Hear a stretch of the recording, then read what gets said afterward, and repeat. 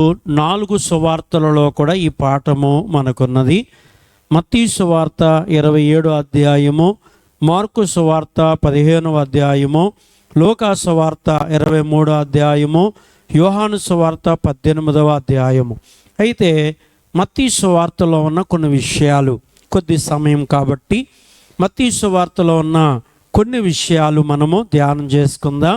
మత్తయి సువార్తలో ఈరోజు 27వ అధ్యాయము 15 నుంచి ఇంచుమించు 26 వరకు చూద్దాం ఈరోజు. ప్రియులారా, ఇక్కడ మనం చదువుకున్నటువంటి వాక్యములో ఈరోజు తీర్పు ఎవరి దగ్గరికి వచ్చింది అని అంటే పిలాతు దగ్గరికి వచ్చింది. వరుసగా మనం ధ్యానం చేస్తున్నాం.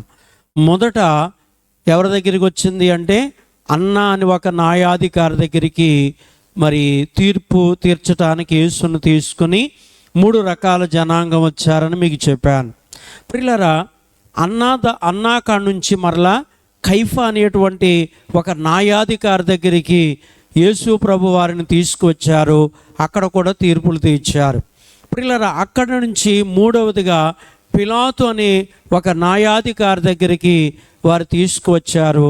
పిలాతు గారు కూడా ఏం చేశారంటే, ప్రియులారా, ఆయన గురించి తీర్పులు తీర్చి ఈయనలో నాకు ఏ నేరము కనబడలేదు, ఈయన గలీల ప్రాంతం వాడు అంటున్నారు కాబట్టి ఆ ప్రాంతాన్ని పరిపాలన చేసి ఏ రోజు అనే న్యాయాధికారం ఉన్నాడు, ఆయన దగ్గరికి తీసుకువెళ్ళమన్నారు. ప్రియులారా, హేరోదు దగ్గరికి తీసుకువెళ్ళారు. నిన్నటి దినమందు హేరోదు దగ్గర కూడా ఆయనకి తీర్పులు జరిగాయి. ప్రియులారా, హేరోదు కూడా ఈయనలో నాకే నేరము, మరణ శిక్ష వేసే నేరం నాకు కనబడలేదు, పిలాతు దగ్గర తీసుకెళ్ళమని చెప్పి ఈరోజు ఎక్కడికి పంపించేశారంటే పిలాతు దగ్గరికి పంపించడం జరిగింది. ప్రియులారా, ఈరోజు పిలాతు కూడా తీర్పు తీరుస్తూ ఉన్నాడు. పిలాతు తీర్పు తీరుస్తూ ఈ తీర్పులో భాగముగా ఆయన ఆలోచన ఎలా ఉంది అంటే, ప్రియులారా, ఆయన ఆలోచన ఎలా ఉంది అంటే పస్కా పండుగ వస్తుంది కాబట్టి ఆ పస్కా పండుగకు ఒక మరణశిక్ష పడే ఒక ఖైదీని విడుదల చేసే వాడుకుంది. ఆ వాడుక ప్రకారంగా యేసును వదిలేయాలి అనే ఆలోచన ప్రియులారా పిలాతు ఈ న్యాయాధికారి అయినటువంటి ఈ అధిపతికి ఉంది. ప్రియులారా, ఆ అధిపతి ఆ ఆలోచన చేతే తీర్పు తీరుస్తూ ప్రియులారా యేసును పండుగ పేరు చెప్పు వదిలేయాలనే ఆలోచనలో ఉన్నాడు. అయితే ప్రజలు ఏమంటారు అంటే, ప్రియులారా, యేసుకు మరణశిక్ష వేయండి, అంతకుముందు బంధించబడి ఉన్నటువంటి బరబ్బా అనేటువంటి బందీపోటు దొంగను వదిలేయండి, పండుగ పేరున ప్రియులారా మరణశిక్ష పడినటువంటి ఖైదీ ఆయన వదిలేయమన్నారు. ప్రియులారా, యేసు ప్రభు వారికి అయితే ఏం చేయమన్నారంటే మరణశిక్ష వేయమన్నారు. అసలు ఆ వంతు బర్బాది కాదు, యేసు ప్రభు వారిది. ప్రియులారా, ఆ పండుగ ఆ కాలంలో ఆ దగ్గరలో ఎవరికైతే మరణశిక్ష పడుతుందో, సిలువ వెయ్యబడి మరణశిక్ష పడుతుందో, ప్రియులారా, ఆ శిక్ష యేసు ప్రభు వారిది కాబట్టి యేసు ప్రభు వారిని వదలాలి. అయితే ప్రియులారా, ఒకానొకప్పుడు ఏం జరిగిందంటే, ప్రియులారా, యూదా ఈ బందిపోటు దొంగ బర్బా ఇద్దరు ప్రాణ స్నేహితులు. అయితే వీళ్ళిద్దరూ కూడా దొంగలే. ప్రియులారా, వీళ్ళిద్దరూ కూడా దొంగలైనటువంటి వారు. అందుచేతే ప్రియులారా, ఈ దొంగలలో నుంచే ప్రియులారా ఎవరు వచ్చారు? యూదా యేసు దగ్గరికి వచ్చాడు. ప్రియులారా, యేసు దగ్గరికి వచ్చిన తర్వాత బరబ్బా కూడా వచ్చాడు. బరబ్బా వచ్చి ఏమంటాడంటే, నీ మహిమ కార్యాలు చేసే బలము, నా కత్తి బలము రెండు కలిపి రోమా ప్రభుత్వ వారిని పడగొట్టి మనము ఈ దేశాన్ని పరిపాలన చేద్దాం, నాతో చేతులు కలపమంటాడు. ఎవరు? ఈ బర్బా. ఎవరని? యేసు ప్రభు వారిని. ప్రియులారా, అంటే యేసును గురించి విన్నాడు, యేసును గురించి తెలుసుకున్నాడు, ఆయన చేసే అద్భుతాలు, ఆయన చేసే కార్యాలు, ప్రియులారా, ఇవన్నీ విన్నాడు కనుక అందుకే ఆయన దగ్గర దేవుని శక్తి ఉంది, నా దగ్గర అయితే కత్తి శక్తి ఉంది, మేమిద్దరం కలిస్తే ప్రియులారా వీరిని పారదోలేయచ్చు. ఎవరని? రోమా సైనికులు రోమా ప్రభుత్వాన్ని పారదోలేసి మనమే ఈ రాజ్యాన్ని పరిపాలన చేయొచ్చు అనే ఆలోచనతో ఎక్కడికి వచ్చాడంటే యేసు దగ్గరికి వచ్చి అడిగాడు. ప్రియులారా, యేసుని అడిగినప్పుడు యేసు ఏం చెప్తాడు? అక్కడ అని అంటే, నీ కొరకు నా ప్రాణం ఇస్తాను కానీ నీతో నేను చేతులు కలపనంటాడు. ఎవరితో? ఈ బందిపోటు దొంగ బర్బతో. అప్పుడు ఈ బర్బ యేసు ప్రభు వారిని దూషించి యేసు ప్రభు వారిని తిట్టి ప్రాణం ఇస్తాడంటే వీడి ప్రాణం ఎవరికి కావాలని తిట్టుకుంటూ వెళ్ళిపోయాడు. ఎవరు? ఈ బందిపోటు దొంగ అనేటువంటి బర్బ. ప్రియులారా, అయితే ఇప్పుడు చూడండి, ఈ మరి పస్కా పండుగ సమీపంలో, అంటే పస్కా పండుగ ఎప్పుడు? శుక్రవారం. ప్రియులారా, మన దైవజనులైనటువంటి దేవదాసయ్య గారు ఈవేళ శనివారంతోటే ప్రియులారా మరి ఈ యొక్క అంశాలు రాసుకుంటూ వచ్చి 7 మాటల వివరణ కూడా రాసుకొచ్చారు. అంటే ఇవన్నీ ఎప్పుడు? ఈ వచ్చే వారంలో జరగాలి. మన ఈ వారంలో చెప్పుకున్నటువంటి వాక్యాలన్నీ వచ్చే వారంలో జరగాలి. ముందు వారంలోనే మన దైవజనులు ఎందుకు రాశారంటే 2 కారణాలు ఉన్నాయి. ఒకటి, వచ్చే వారం అంతా పరిశుద్ధ వారం. ప్రియులారా, పరిశుద్ధ క్రమాన్ని గైకొనాలి, అది ఒక కారణం. రెండవ కారణం ఏమిటంటే, వచ్చే వారం అంతా కూడా సిలువలో యేసు ప్రభు పలికిన 7 మాటల వివరణ మనకి చాలా ప్రాముఖ్యం. ఆ 7 మాటల వివరణ మనకు చాలా అవసరం. కాబట్టి అందుకే ముందు వారంలోనే, మరుసటి వారంలో జరగవలసిన విషయాలన్నీ ముందు వారంలోనే పొందుపరుచినట్లుగా మనకి అర్థమవుతోంది. ప్రియులారా, అయితే ఇక్కడ ఈ బర్బ, ప్రియులారా, ప్రజలు ఏం కోరుకుంటున్నారంటే యేసుకు సిలువేయండి, బర్బాను విడుదల చేయండి అని ప్రజల యొక్క కేకలు, ప్రజల యొక్క ఆలోచన, ప్రజలు ఇదే పిలాతుని ఏం చేస్తున్నారు? అడుగుచున్నారు. ప్రియులారా, ఈ తీర్పులో ఎవరున్నారంటే మరి ఈ పిలాతు ఉన్నాడు. అయితే పిలాతు తీర్పులో ఉన్నప్పుడు పిలాతుకు ఒక వర్తమానం వచ్చింది. ప్రియులారా, ఎక్కడి నుంచి వచ్చింది అని అంటే తన భార్య దగ్గర నుంచి వచ్చింది. 19వ వచనం చూడండి. అతడు న్యాయపీఠం మీద కూర్చుండి ఉన్నప్పుడు అతని భార్య, నీవు ఆ నీతిమంతుని జోలికి పోవద్దు, ఈ ప్రొద్దు ఆయనను గురించి నేను కలలో మిక్కిలి బాధపడితిని, అతని యొద్దకు వర్తమానం పంపెను. ప్రియులారా, కాబట్టి చూడండి, ఈ సిలువేయండి, మరణశిక్ష వేయండి అని ప్రజలంతా కోరుకుంటున్నారు. ప్రియులారా, ఆ తీసుకువచ్చినటువంటి వారు ఆ 3 రకాల జనాంగము కోరుకుంటూ ఉన్నారు. ఈయన న్యాయపీఠం మీద కూర్చుండి తీర్పులు తీరుస్తూ ఉన్నాడు పిలాతు. తన భార్య ఒక వర్తమానం పంపించింది. ఎవరికి? పిలాతుకి. ఏమని పంపించింది? రాత్రి కలలో యేసును చూచాను, ఆయన గురించి ఏడ్చాను. ఏమంటుంది? కలలో యేసును చూచాను, ఆయన గురించి ఏం చేశాను? ఏడ్చాను. ప్రియులారా, ఆయన ఏ నేరం చేయలేదు, ఆయన నీతిమంతుడు. నేను కలలోనే చూశాను, కలలోనే నేను ఆయన కోసం ఏడ్చాను. అందుకని ఆ నీతిమంతుని జోలికి నీ వెళ్ళొద్దు. ఏమని చెప్పింది? ఆ నీతిమంతుని జోలికి నీవు వెళ్ళొద్దు. ఎందుకంటే ఆయన నీతిమంతుడు. ఆయనకి ఏ శిక్షలు వేసినా, ఏ నేరం మోపినా, ప్రియులారా, ఆ పాపము, శాపము మన మీద, మన బిడ్డల మీద, మన తరతరాల మీద ఉండి మనల్ని తుడిచేస్తుంది. ఆ రక్తాపరాధం ఉంటుంది, ఆ పాపం ఉంటుంది. అందుకు చేత నీవు ఆ నీతిమంతుని జోలికి వెళ్ళవద్దని తన భార్య వర్తమానము పిలాతుకు పంపించింది. ఇప్పుడు పిలాతు ఏం చేయాలో తెలియని పరిస్థితిలో ఉన్నాడనమాట. ప్రియులారా, కాబట్టి అందుకే ఆ యొక్క తీర్పులలో ఏం జరుగుతుంది ఇక్కడ? ఆ తీర్పులలో అంటే ప్రియులారా, 24వ వచనం చదవండి.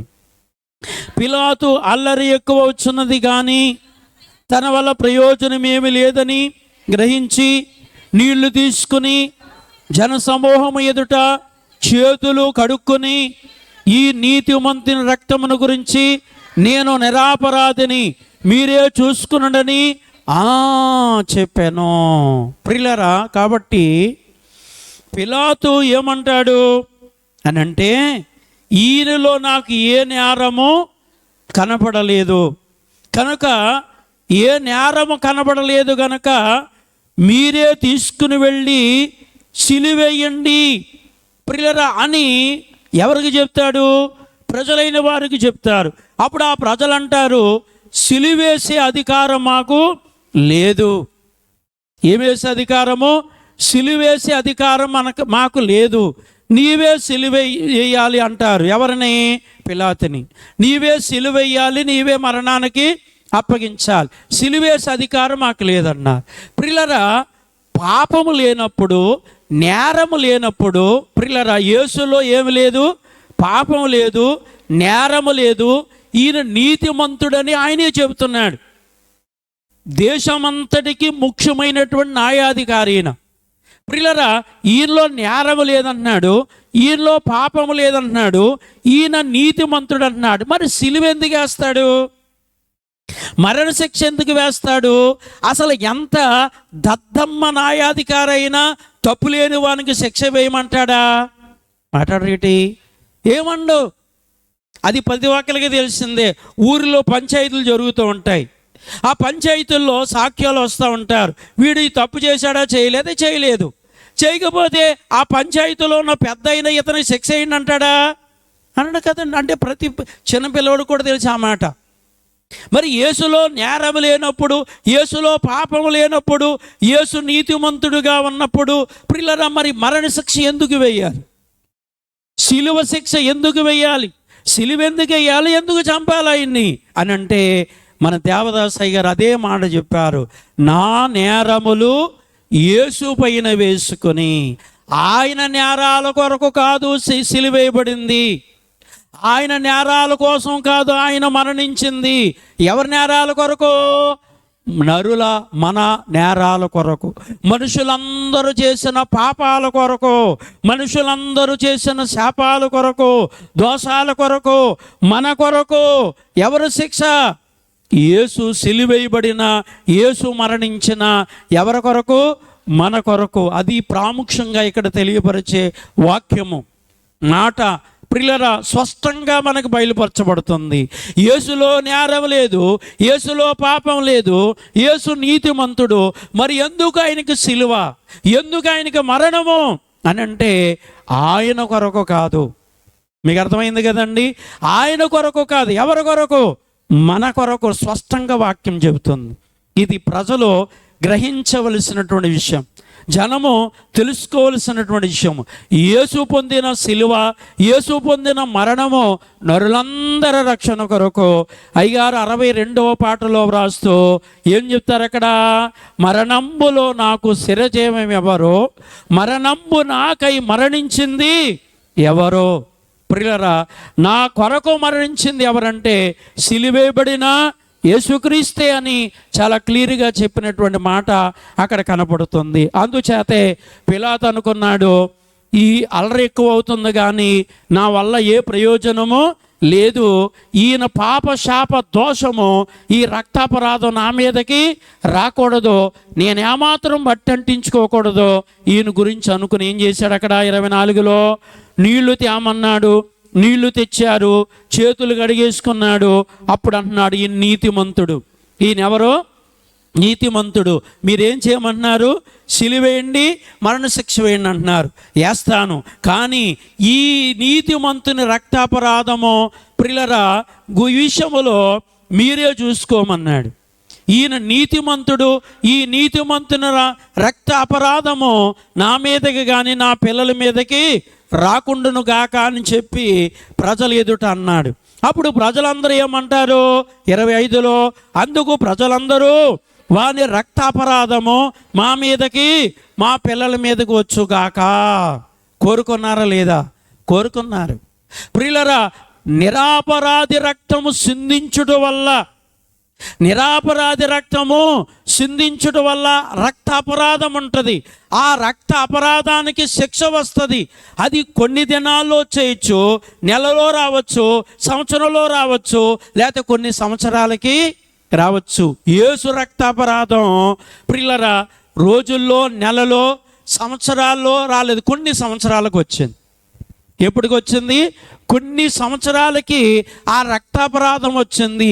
ఎందరైతే, ఏ జనాంగమైతే వాని రక్తాపరాధము మా మీదకి మా పిల్లల మీదకి వచ్చుగాక అని కోరుకున్నారు, మా మీదకి వచ్చును మా పిల్లల మీదకి వచ్చును గాక అని కోరుకున్నారు, ఆ రక్తాపరాధం వాళ్ళ మీదకి వచ్చింది. వచ్చినప్పుడు ఏమైందంటే పురుషులందరూ తల నరకబడిందంట, స్త్రీలైతే పొట్టగోసేశారట. ప్రియులారా, అసలు వాళ్ళు ఆ విషయాలలో ఉన్న ఎవరు బతకలేదు. కొన్ని సంవత్సరాలకు శిక్ష వచ్చింది. అందుకే రక్తాపరాధం ఉంటుంది. ప్రియులారా, రక్తాపరాధం ఖచ్చితంగా ఉంటుంది. ఎందుకంటే మీకు ఆల్రెడీ తెలుసు, ఏబేలు రక్తం దేవునికి ఏం చేసింది? మొర్రపెట్టింది. ప్రవక్తల రక్తము దేవునికి మొరపెడుతుంది, సేవకుల రక్తము దేవునికి మొరపెడుతుంది, పరిశుద్ధుల రక్తము దేవునికి మొరపెడుతుంది. ప్రకటన గ్రంథం వల్ల మనం చదువుకుంటాం, వారి ఆత్మలు బలిపీఠం కింద ఉన్నాయి, వాళ్ళ రక్తం ఏమో మొరపెడుతుంది. అయ్యా, భూమి మీద ఉన్న ప్రజలు మమ్మల్ని చంపారు, భూమి మీద ఉన్న ప్రజలు మమ్మల్ని మరి ఇలా మా రక్తాన్ని సిందింప చేశారు, వాళ్ళకి తీర్పు తీర్చవా, వాళ్ళకి తీర్పు తీర్చవా అని ఆ రక్తం దేవునికి మొరపెడుతుంది. అప్పుడు దేవుడు అంటున్నాడు, మీరు కాస్త ఓపిక కలిగి ఇంకా కొంతకాలం ఎదురు చూడాలి. ఎందుకంటే మీ వలే చంపబడేవారు భూమి మీద ఉన్నారు, మీ వలే రక్తం సిందించబడేవారు హతసాక్షుల లెక్క ఇంకా పూర్తి కాలేదు. అందుకే మీరు కొంచెము ఎదురు చూసిన ఎడల ఆ లెక్క పూర్తవుగా వస్తుంది. ఆ లెక్క పూర్తవగానే నేనేం చేస్తాను?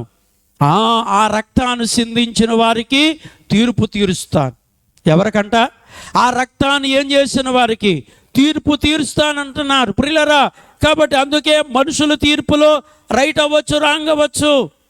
మనుషుల తీర్పులో ప్రియులారా నేరస్తునికి ప్రియులారా శిక్ష పడవచ్చు.